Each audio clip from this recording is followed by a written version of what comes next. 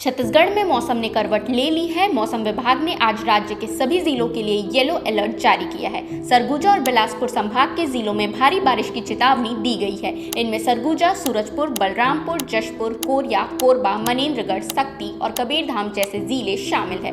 प्रदेश के बाकी हिस्सों में गरज चमक के साथ बिजली गिरने की संभावना जताई गई है। विशेषज्ञों के मुताबिक अगले 6 दिन उत्तर छत्तीसगढ़ पर मानसून का विशेष प्रभाव रहेगा, जबकि दक्षिण और मध्य छत्तीसगढ़ में भी रुक रुक कर बारिश हो सकती है। राज्य में पिछले 10 दिनों में 25.25 मिलीमीटर औसत बारिश दर्ज की गई है।